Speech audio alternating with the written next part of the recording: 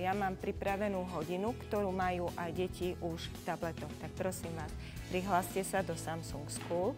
Každé dieťa má svoje špeciálne heslo, takže ja si hodinu začnem. Tu je pracovný list, ktorý majú deti pred sebou, čiže ich úlohou je všetky tieto slovká zoradiť do pojmovej mapy. Samsung School je veľmi dobrý na to, že vy monitorujete prácu žiakov počas celej hodiny a nikto vám neunikne a presne viete, čo deti robia. Ďalšia výhoda, o ktorej ste už počuli v prednáškach do poludní, je, že nemusia deti si samé hľadať aplikáciu. Tú aplikáciu im spustím ja. Teraz vidím aj, ktorí študenti sú pripojení, takže tých, čo tu máme, sú všetci, sa už pripájajú. Aj ich úlohou je nájsť najprv slovo, ktoré bude centrálne, ktoré sa potom bude na to pripájať, ďalšie slovka, čiže nájdeme si, skúste vy najprv, ktoré slovko bude centrálne, úplne na vrchu tej pojmovej mape. House. House, of course. Toto je to, čo ja monitorujem, vidím, ako deti pracujú, ako im to ide, ako vytvárajú pojmovú mapu. Pri dotyku na akýkoľvek ten tablet z prostredia učiteľského účtu sa vám zväčší ten tablet, môžete tomu dieťaťu pomôcť, môžete mu dať nápovedu, môžete mu dať nejakú pečiatku, že áno, ideš dobrým smerom, takže tých možností tam je viac.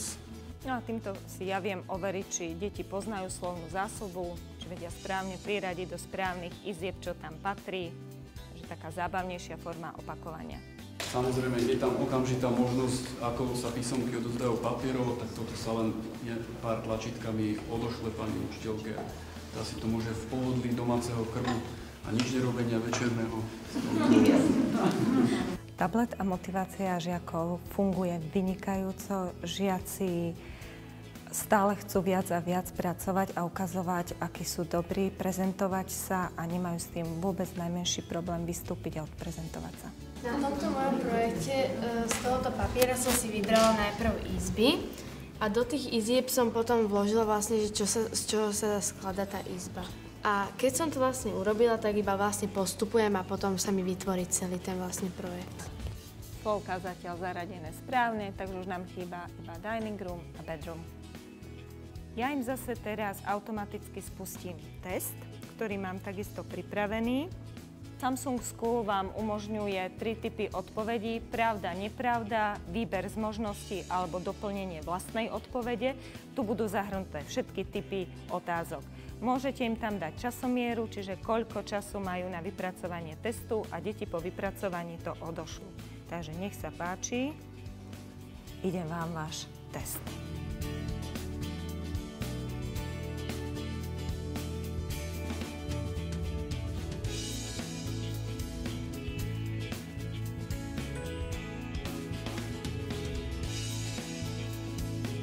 Takže zastavíme test. No a mám test opravený. Takže 100% detí odpovedalo a všetci správne na grafe to vidíme. No vy ste sa bichlili, takže zase všetci jednotky. Reakcia detí bola veľmi, veľmi dobrá, boli z toho nadšené a boli ohromené tým, že v škole budú mať konečne niečo, čomu rozumejú a čo ich bude v škole baviť. Baví ich to, proste ich to baví. Je to dnešné, je to moderné, je to živé, je to plné animácií, zvukov a všetkého možného, čiže viacej vnemov je tam a proste tie deti to viacej baví. Ale musíme si priznať to, že nie je to len samotný tablet, ale ten obsah. Čiže ten tablet mi ponúka tú možnosť ponúknuť iný a zaujímavejší obsah. A tým ich viem lepšie motivovať aj zaujať, takže ich to baví viac. Do Dropboxu sme vám ukryli pátracké úlohy. Budeme postupovať podľa jednotlivých krokov a tie kroky vlastne začínajú v štarte. Pôjdete zo štartu a musíte sa dostať, a ja teraz neviem, či sa dostaneme k veste, k štítu, k meču, k príľbe alebo k erbu. To bude vlastne to, čo zistíme, že kde sa nám ten poklad vlastne skryl. Ja vás teraz poprosím, keď začíname zo štartu, musíme nájsť sloveso, ktoré sa nachádza okolo toho slova štart. To znamená, že je to zamykáme, je to sloveso. Tak si môžem urobiť tú bodku, že sa vlastne tuto začína moja cestička. A teraz sa ale musím zorientovať okolo 3 slov, ktoré sú okolo mňa. Hľadám ďalšie sloveso.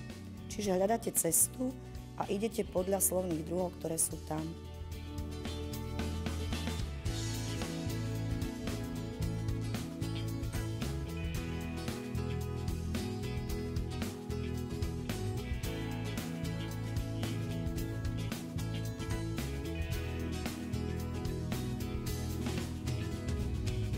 V tej prvej časti, keď tie deti si stiahli z Dropboxu, čo vlastne vy ako učiteľ sa doma prihlásite do Dropboxu alebo iné cloudové služby, tam si len jeden dokument zavesíte a deťom sa to rozdistribuuje samotné. A výhodou toho pravdepodobne je okrem iného, že to je tá interaktívna hracia plocha na tom, je aj v tom, že tie deti si to dokážu ten dokument uložiť a naspäť zavesiť na Dropbox, čiže vy sa na ten účet znova, keď máte čas, prihlásite sa na ten Dropbox a môžete ísť po jednom, keď si to ukladali podľa mien, a pozeráte, kto čo ako doplnil.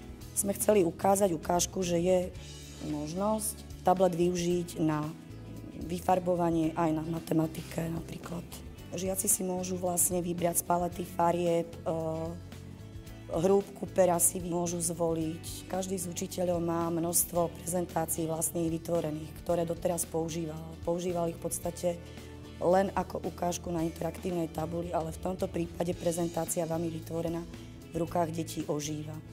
Učiteľ na škole môže využívať k výučbe rôzne typy materiálov, sú to zväčša printové podoby učebníc alebo pracovných zošitov.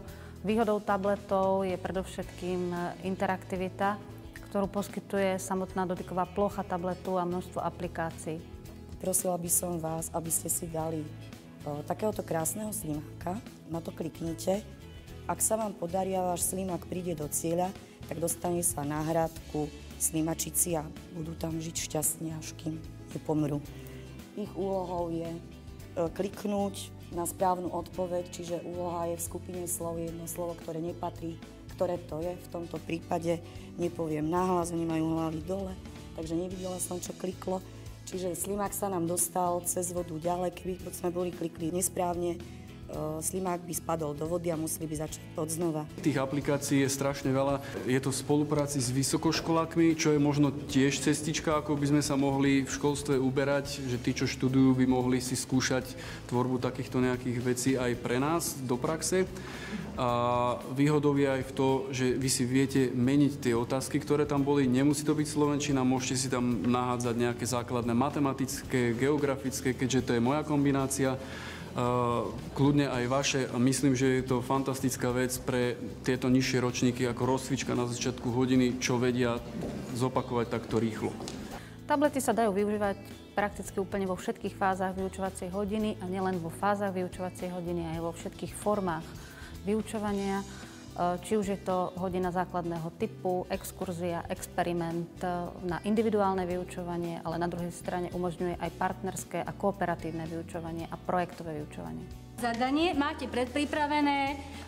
Tí, čo budú robiť časť chémiu, si kliknú na chémiu a tí, čo budú robiť fyziku, tu na čo máte tie nádoby s vodou, si kliknú na a otvoria fyziku. Tam je celý pracovný postup, ale my vám budeme s pani učiteľkou Gabikou pomáhať.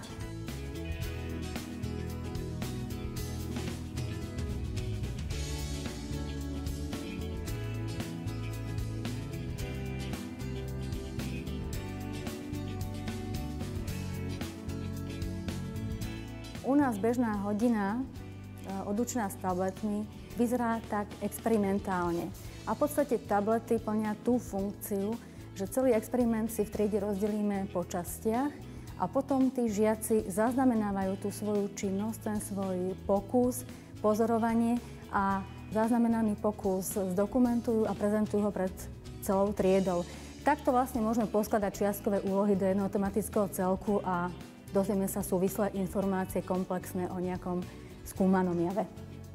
Tie deti si môžu robiť tie záznamy cez tie fotografie, zväčšiť, zmenšiť, teda aj aby tam tie pomôcky videli následne, že čo sa dialo a potom teda môžu aj spustiť videjko. Ešte trošičku, čo by nám to pripomínal? Čo s tomu môžeme vyrobiť? Čo sa No takže skúste nám povedať, ako sa správali tie predmety vo vode. Kameň úplne klesol na dno, pretože je ťažký. Polystyrenová kocka sa vznášala, plávala. Plastelína najprv tiež spadla, ale keď sme z nej vytvorili ako keby loď, tak začala plávať na hladine. No, deti mali doplniť a tu by mali napísať poradie, že čo teda odstránilo vodný kameň, či úplne alebo čiastočne. Preskúmali ste čo? Prečítaj prosím ťa tú vetu. Rýchlejšie sa odstráni vodný kameň pomocou octu.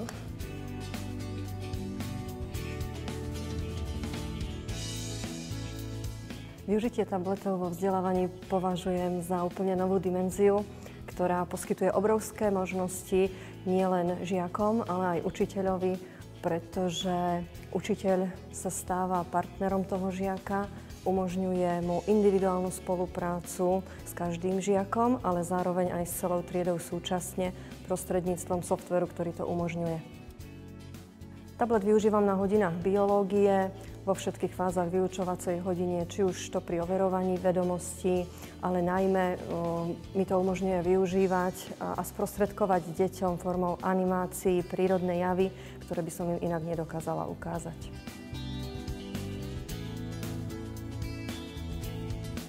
Ďakujem veľmi pekne, boli ste zlatí, milí, krásni, aj vám za pozornosť. Ďakujem všetkým.